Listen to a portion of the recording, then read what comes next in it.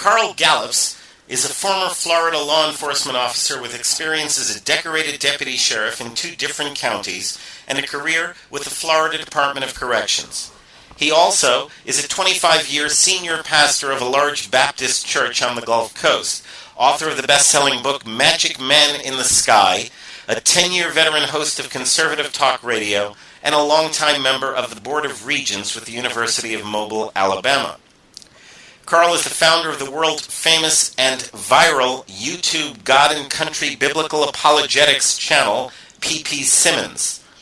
The channel, in just a few short years, has amassed over 23 million views and 20,000 subscribers. Wow, those are some numbers. Carl is a highly sought-after Tea Party speaker and a nationally recognized expert commentator on the birther and Social Security controversies of Barack Obama. Carl Gallups, welcome to the Global Freedom Report. How are you? I'm doing well, Brent. What an honor to be with you. Thank you for having me. Well, thank you. It's a pleasure to have you. I'm curious, the dichotomy between senior pastor and deputy sheriff. How do you reconcile the two? Well, the short answer is a 3-letter, 1-word answer: God.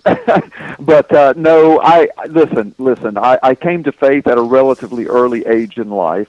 Started a career in law enforcement. I was Florida's first 18-year-old correctional officer with the State Department of Corrections. But I, later on in those years, I experienced a very real calling of God upon my life to spend my life in full-time gospel ministry, and so I headed off in that direction, and so it wasn't as much of a shift for me as it sounds on paper, but that's what happened. Okay, fair enough. James Holmes shot up a movie theater in Aurora, Colorado last week. He killed 12 people, injured a number more. What is your overall view of this incident? Yeah, well, it's a horrible, horrific tragedy. I think it's the largest number of people shot and killed and wounded in an incident like that, a single shooter incident. So it's absolutely horrific. But I've done a lot of interviews on this, Brent, from coast to coast, and some of the questions that are asked. One of the questions that's asked is, what happened? What makes somebody do something like this? Well, coming from 10 years in law enforcement, both inside the prison system and out on the street as a sworn officer, and now 25, 26 years in the ministry dealing at a deep spiritual level, I can tell you this. I'm going to make this quick statement, and then we can talk about it much deeper if you'd like. But in my assessment, people are going to be examining him psychologically and emotionally and mentally and socially. Some will examine him spiritually. We're very complex human beings, Brent, and there could be any number of reasons that set this off. But I don't think it's so much a matter of what he was doing, how was he entertaining himself, what was he doing, what was he thinking about, as much as it is what he was not doing. And this is what I mean, Brent. I come from a biblical worldview of life, and I just got to believe that there was a great, big, empty spiritual hole in this young man. And from my biblical worldview, I believe that had he had his heart and mind directed towards the things of God, and if he understood what a special creation he was in the Lord, I don't think that this would have even crossed his mind. But they're still digging. They're still trying to figure out what it was that set this young man off. And it may be months, it may be years. We may never know. It's a horrible tragedy. Holmes was a graduate student at the University of Colorado at Denver. Reportedly, he was an honors student. His father was a decorated officer in the Air Force. He had no past criminal record of any kind. Does that sound strange to you, that he would do this? Well, the things that you just said are true, but it was also true that he was dropping out of the PhD program in neurosciences. It was also true that he didn't have a job. It was also true that he was pretty much of a loner and didn't have much of a social life. There are other things about this complex. We're all very complex people, and this is a complex situation. So, no, the things you just named don't sound that odd, but when you look at the man as a whole, and we saw his court appearance just the other day, and he came into the courtroom, it appeared stoned out of his mind, and with flaming red dyed hair. This seems to be, Brent, a very disturbed man at several different levels. And I want to touch on the seems to be aspect of this, because I have some serious questions here. I want to back up first off and go back to a few years in the shooting at Columbine High School in Colorado. One of the shooters was a youth named Eric Davis. Now, I conducted an investigation, and it turns out Eric Davis's father was a government research specialist who had been experimenting on Eric Davis just months earlier in a classified, supposedly closed down military facility in Pennsylvania. And there's a lot of questions whether or not Eric Davis may have been the subject of some mind control, Manchurian candidate type experimentation. Well, now we come forward to James Holmes. His specialty, he specialized in the study of neuroscience. Now, I Yes. don't believe in coincidence. I very much believe in God, but I do not believe in, things that just happens to be the case. He specialized in neuroscience. That was his study. When they arrested him, he didn't resist at all. He was just very docile. Reportedly, he came into the theater, then he left, then he came back, and there was one witness who said someone actually let him back in. Do you think that James Holmes might have been the victim of some kind of mind control experimentation? Might he have been a Manchurian candidate of sorts? Well, Brent, I can tell you that as a former law enforcement officer, if I were a current law enforcement officer, that certainly would be something I would look into because of the circumstances surrounding this case. That would certainly be an alley down which I would travel until or unless I ran into a dead end. I've been doing a lot of research. It's funny you would mention this, Brent, on the Internet, and it seems that not only was he a student in the neuroscience department, but there are some reports, they seem to be verifiably documented, that he was involved in some mind control experiments and some mind control, what am I looking for? Some research. And they've identified another student with which he supposedly was involved in this research, having to do with time, control of time in one's mind, etc. So it is strange. And again, if I were an active law enforcement officer investigating this case, I would certainly take a deep look at those possibilities. That is a possibility, Brent. I'm not trying to be a conspiracy theorist, but I come at life from a biblical worldview. But then, having been in law enforcement for years, I come at it from an analytical, evidence-gathering worldview. So we may, in fact, discover that something along these lines was a part of it. And I have a mathematical mind, which means I have a very precise way of thinking. And as it happens, we have so far two witnesses who indicated that he, in the theater, when he first came in, when he paid for his ticket and first came in, he received a phone call. Then he walked out the emergency room door. The emergency exit door. He received a phone call. Phone call could well be a trigger of some kind if mind control is involved. Most certainly. How should the American people respond to this shooting? Obama has come out and spoken very vaguely about the need to keep weapons out of criminals and the mentally unstable, but he hasn't made any specific statements, which is kind of what Obama does. Does this incident justify more and stricter gun control laws, in your opinion?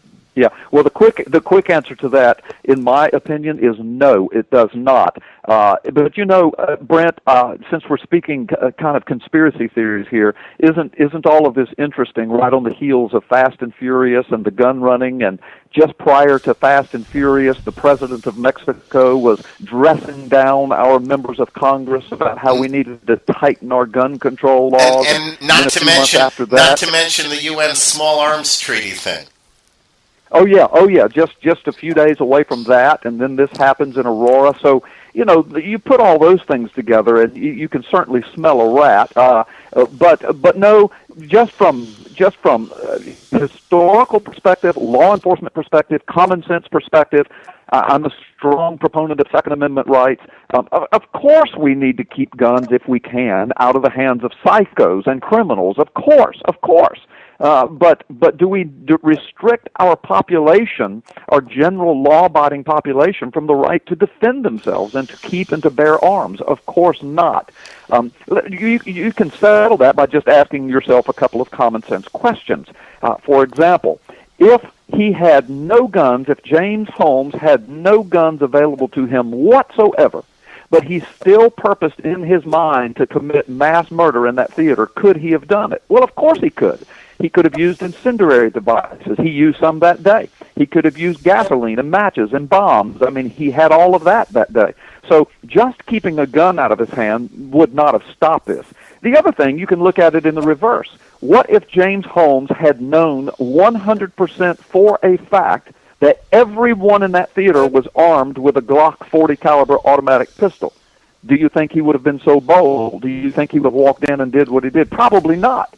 So, we get down to the old argument of, if we just didn't have guns. Well, Brent, if no one in the world had guns, then I could go along with it.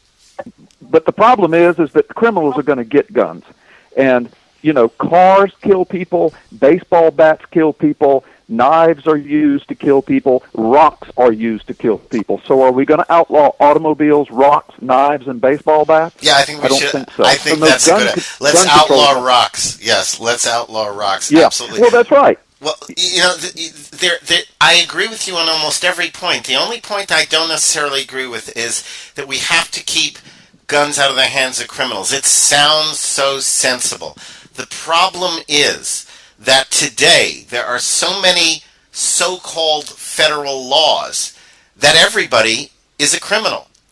And at that point, you can then say, well, then nobody should ever have guns because everybody's committed some kind of crime. You make enough laws, you have a country full of criminals. Until we fix the integrity of the judicial system so that people who are not just labeled as criminals arbitrarily at federal whims, I don't think we could go out and say we should ban guns from criminals. It's a problem. Well, listen, Brent, you and I are on the exact same page, and you've made a brilliant point.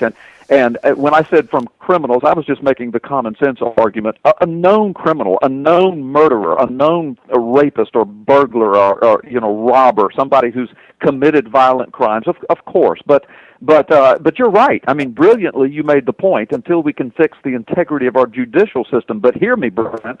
That's the very reason why I want to carry, because the integrity of our judicial system is in a mess. And because of that, more than ever, I think that people should take the responsibility upon themselves to defend themselves, to provide for their own protection and the protection of their family. Because the bottom line, the Supreme Court has already ruled, Brent, as you probably know, that a police officer is under no legal obligation whatsoever to defend Brent or Carl. They're not. The reason a cop wears a gun is to defend himself.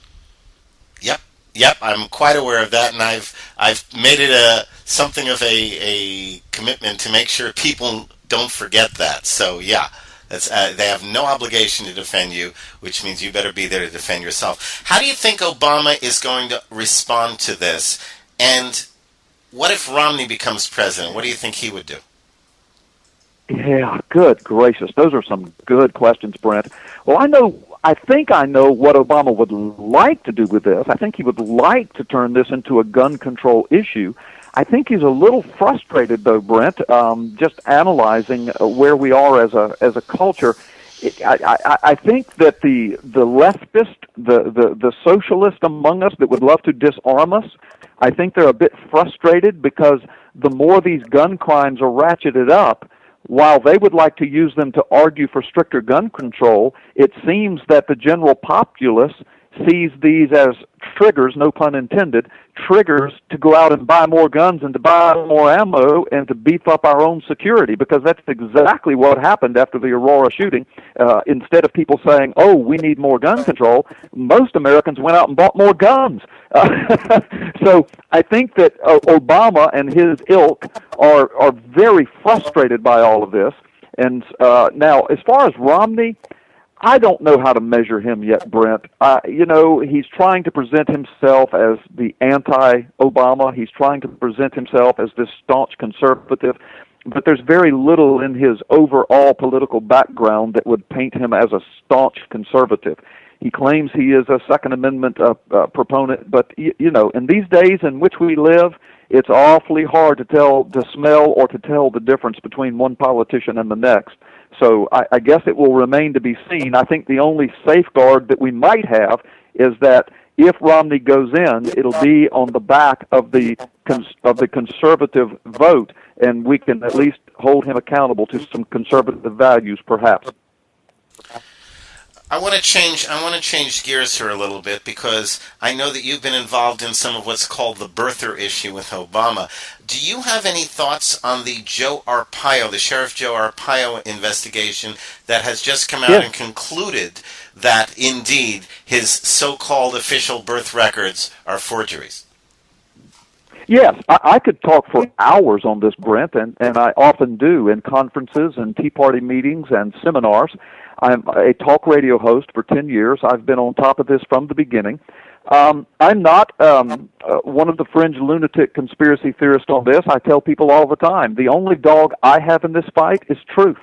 I want to know that the commander-in-chief of the number one superpower of the world is first an American citizen and second qualified to hold the office. Now, as it stands right now, there is more documented evidence corroborated by law enforcement, forensics laboratories, digital experts, and witnesses that Barack Obama is not even a U.S. citizen than there is that he is a citizen. As it stands right now, there is more documented, corroborated evidence, legal evidence, that he was born in Kenya than there is evidence that he was born in the United States. Now, are you there? Carl? Okay, Carl. Something is level happening. with the DEA. There we go. And 4 terms as sheriff and running for a 5th term. This is a consummate law enforcement officer. He's conducted a 10-month, 2-phase investigation, presented courtroom-ready evidence to the world in 2 nationally broadcast conferences, and he has proven, I say, law enforcement-wise, irrefutably, that the document that Obama proffered to the world as his birth certificate is a forgery. So Brent, as it stands right now, if Arpaio's investigation is 100% correct, and in a moment, if you want me to, I believe I can prove it is 100% correct, but if it is, then that means, Brent, that we have a foreigner as commander-in-chief. We don't even have a U.S. citizen. He's not eligible to pick tomatoes in Florida, but he has his finger on the red button. More than that, I'd love to bring you back to talk about this at another time, because we're almost out of time, but more than that, it means that he's never was qualified, which means everything he's ever done is legally invalid. Every law he's ever signed is bogus. Briefly, only got about half a minute. Can you give us something brief on Magic Man in the Sky? I'm going to have you back. Yes, thank you. It's an Amazon #1 bestseller, rave reviewed by the Washington Times, featured on TBN and Atlanta Live. You can get it at Amazon, Amazon.com. Put my name in, Carl Gallups. Excellent. And Carl, I will have you back. We'll have to do a show to discuss the Obama non-qualified status. I would love to talk that over with you and everything, and you sound like you know what you're talking about with that. My guest has been Carl Gallups. For more information on everything Carl does, go to www.carlgallups.com. carlgallups.com. That's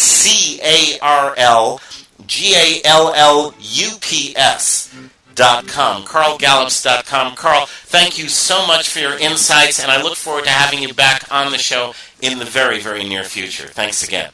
Brent, it's my pleasure, and I'll be glad to come back. Thank you.